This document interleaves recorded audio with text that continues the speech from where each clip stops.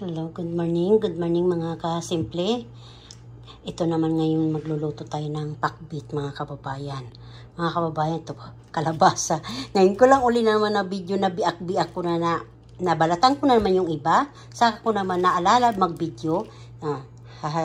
Anuhin ko pala ito mga kababayan, babalatan ko siya. Pero hindi lalahatin ko yan lulutuin. Ilalagay ko na siya sa freezer kasi pag hindi ko yan babalatan, mabubulok lang po yan. Kasi matagal naman tayo magluluto ng ano. Maganda po yan ilalagay sa rep, sa ilalim. Lalagyan ng plastic. Tapos pag nagluto ka uli ng munggo, pwede po ilagay. Tapos yung okra, naka-freezer talaga ito. Ito yung itong talong, binabad ko na pati ano po ang palaya. Binabad ko siya muna ng asin para matanggal konting alat. Mga kababayan, magbabalat muna tayo ng kalabasa. Pinakita ko lang na buo talaga ito. Mukhang malagkit naman siya. Ito yung okra. Binaba ko siya para pag hiniwa ko siya, tatanggalin ko lang yung ano nito, yung parang ulo-ulo. Para hindi ako mahirapan. Sige po mga kababayan, mga kasimple, mag-ihimay-himay muna tayo. Mga kababayan, ito na po yung aking pakbitin. Papakbit ko, kalabasa, talong, okra, saka pangalan nito, ampalaya, kamatis, sibuyas, at saka bagoong, alamang, nor cube, sipon, bawang, asin, bitsin, at saka baboy. Piprito ko muna siya. Linagak ko muna siya, sinabay ko doon sa manok mga kabay. Yung mantika, yung manok, piprito ko siya. Tapos may gulay kami. Okay na po yan sa aming pamilya dito sa Amerika. Simple lang. Healthy naman. Diba mga kababayan? Ayan po ang aking lulutuin ngayon mga kasimple. Mga kananay, mga kababayan. Ayan na. Simple lang yan mga kababayan. Wala po yan. Ay, hindi ko na yata asinan pala kasi maalat na yan yung bagoong. Wala na kasi dito bagoong galing sa Pilipinas. Wala pa. Ito, masarap din po ito galing Korea. Korea ba ito? Ewan ko kung saan ba ito. Thailand. Ayan. May asukal. May asin na din pala siya. Ayan. Yan ang ihahalo ko dyan. Paano po? Gigisa ko na kasi mainit-init na. Yung hindi ko ito lalahatin mga kababayan yung kalabasa. Kasi yung iba hindi, yung anak ko hindi mahilig. Ako lang sa kay mister kong mahilig dyan sa gulay na kalabasa pang palinaw sa mata. Mga bata, kain mga gulay ha. Ay mga kananay, magigisa muna si simple ha. Ayan. Hahatiin ko lang yung kalabasa kasi pwede pa yan ilagay sa igigisa mo. Ilalagyan ng ng bagong na maliliit, yung parang hipon. Pwede po yan. Tapos mga kababayan, pwede yan ilagay sa munggo. Ay nako, haba na ng aking kadaldalan. Magigisa na ako, masusunod na. Dito ako magigisa sa aking kardero kasi pag sa kawali, hindi ko matatakban. Kasi mamaya pa gabi yan pagkain. Alas 3 na po ng hapon pala dito mga kababayan na Lunes. Sige po. Magigisa na ako.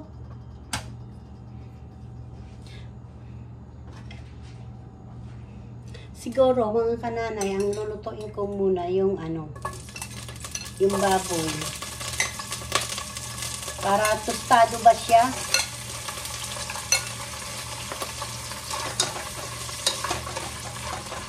Tapos susunod ko yung yung bawang sibuyas mga kananay ha. Ayan. Sana makita nyo yan yung baboy. Maliit lang po yan. Kukuha pala ako ng hipon mga kababayan. Mga kasimple. Kukuha pala ako ng hipon. Ito. Hipon. Pangpalasa lang po ito mga kababayan. Siguro 3 piraso lang. Pero mamaya ko siya ilalagay. Kasi mahirap yung tostado eh. Yung mga maliliit lang. Ayan. 3 lang siya, pang palasa po ito mga kababayan. Tapos ito, yung mga natira, pag yung magsasangag ng kanin, pwede po yan ihalo.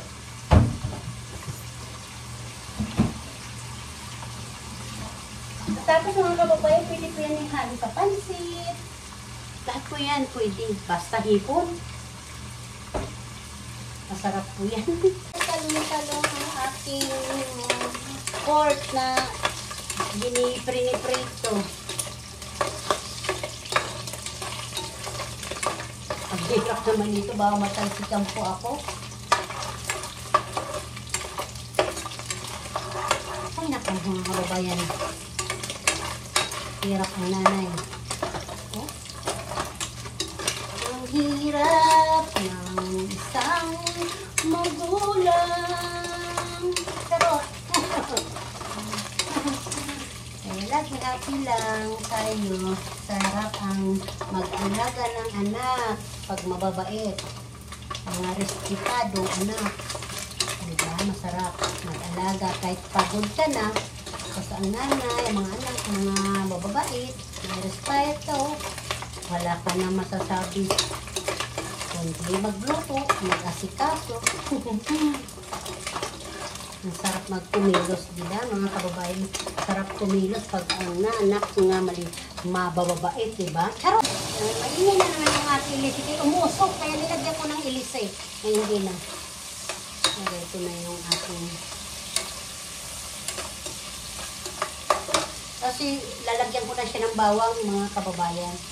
Bawang nga, ganito lang kabawang. Yan ang bawang namin ganito. Yan, durog po.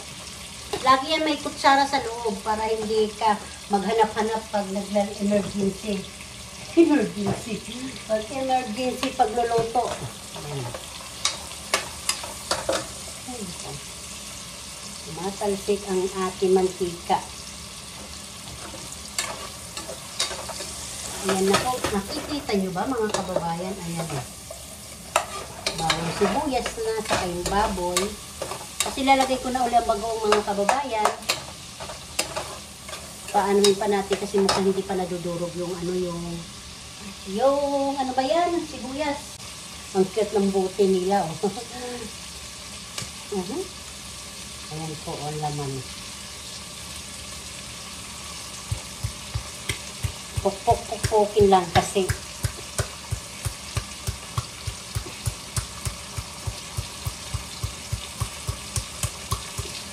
kunti lang ata baka maging maalat to.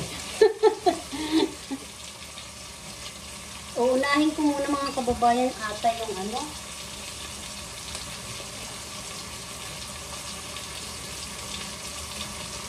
Uunahin ko yung mga kababayan yung kalabasa, no? Ito, yung kalabasa, unahin ko na siya.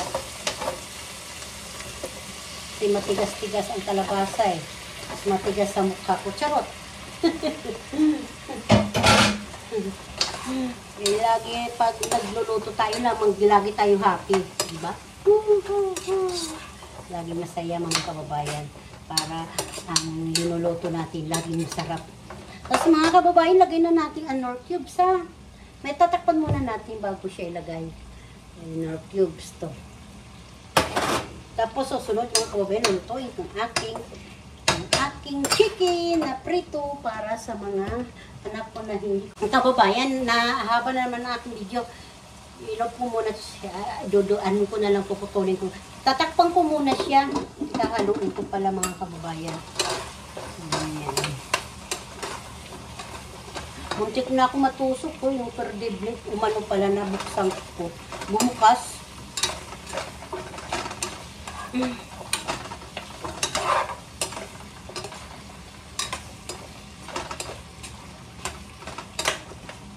Lalagyan pa ba ito ng tubig? O magkakaroon ng tubig yung pakdi. At pag ito, yung gulay na kakamay okra, okra, talong, saka hampalaya. Huwag muna natin haluin pag para hindi pumait. Tatakpan ko lang natin. Ano? Yan. Ang dami mga kababayan. Isa hala. Tapos lagay na natin. Durugin natin mga kababayan yung ano ha. Yung pangalan nito. Yung nor cubes na hipon.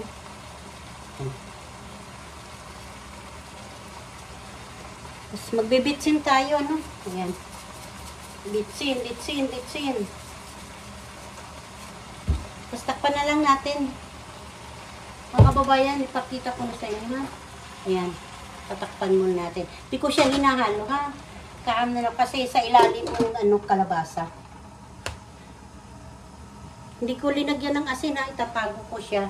Paano? Black pepper pala mga kababayan. Sa haluin ko na no. Kung kababa ito. Hindi ko pa talaga nahalo yan. Haluin ko.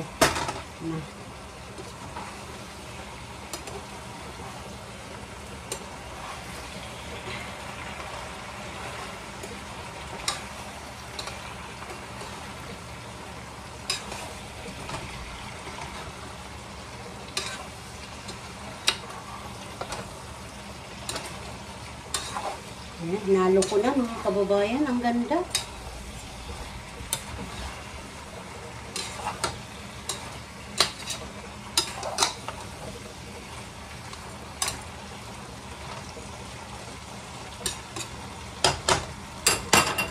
Yan na, halo ko na mga kababayan ha. Ayan na. Binuhat-buhat ko lang talaga. Gibo, takpan uli natin mga kababayan. Mga kasimple, yan na po yung pinakbit ko. Mga kasimple, ito na po yung pakbit ko. Ayan. Mukhang hindi pa siya maalat. Lalagyan ko pa yata siya ng bagoong. Pakunti-kunti. Yan na po ang aking pakbit. Na masarap. Ayan. Tayo may nadurog na yung talong. Sarap na mga kababayan. Walang tubig yan. Nagkaroon ng tubig. Sariling katas ng gulay.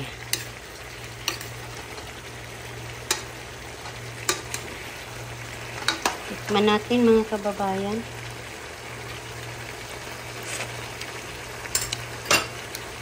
Ang sarap.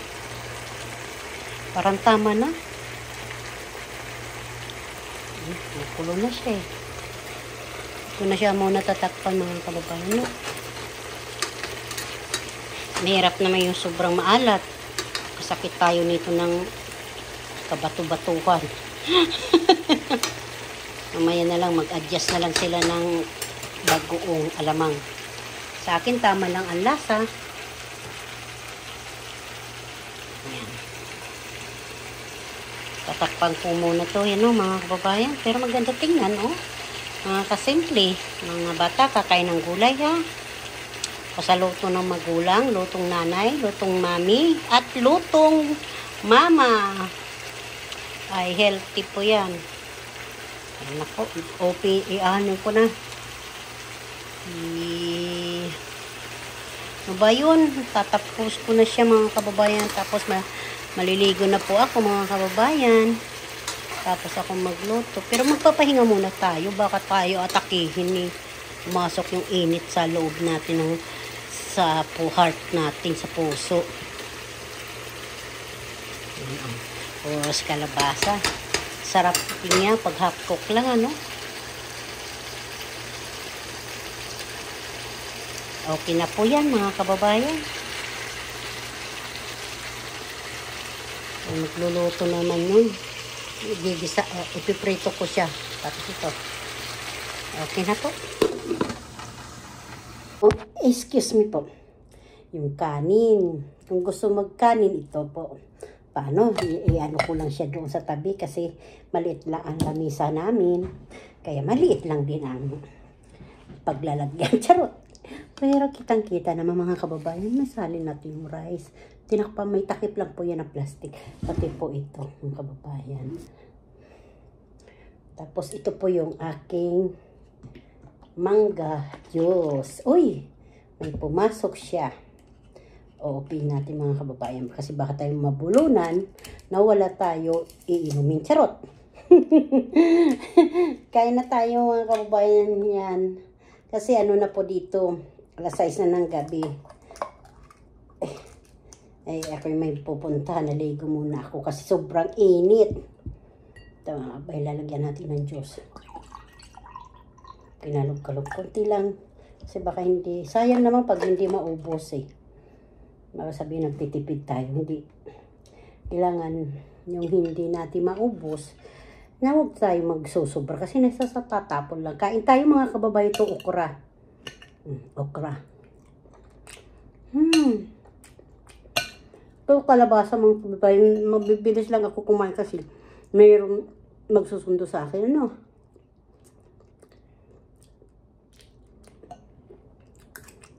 Papasama siya sa clinic.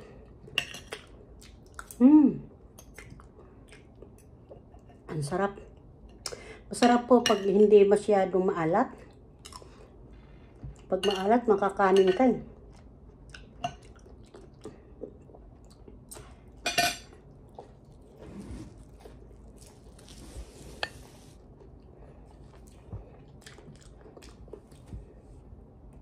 Kain po, sarap. Ito kalabasa ang pampalinaw sa mata. Charot. Pagbalala na kasi sa chicken ko.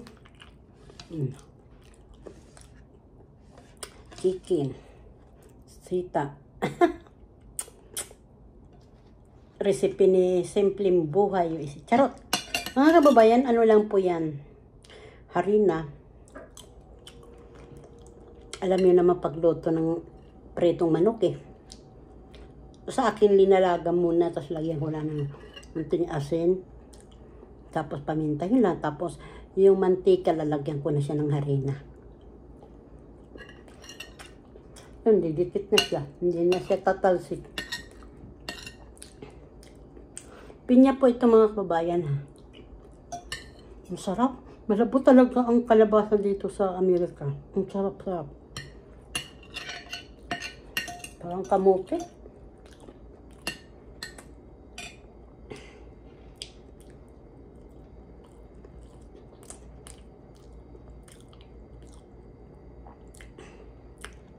Wala na, kain kayo dyan.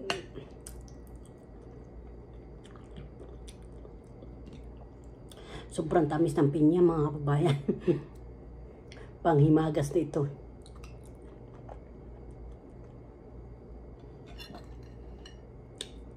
May buto.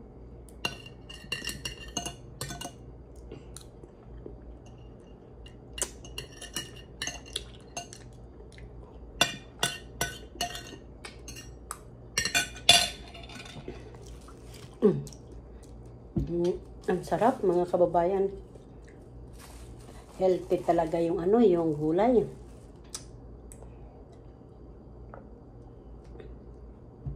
Yung gulay linagay ko lang sa kardero, hindi ko muna linagay dito kasi may nakalusot na langaw, baka putputan ng langaw yung gulay kasi mayroon alamang. Ay kaya tinatakpan ko siya ng mabuti. Ito tatakpan ko siya ng plastic. Ay nako. Marami pong salamat mga kababayan sa lagi niyo yung nakasubaybay kay Simpleng Buhay USA.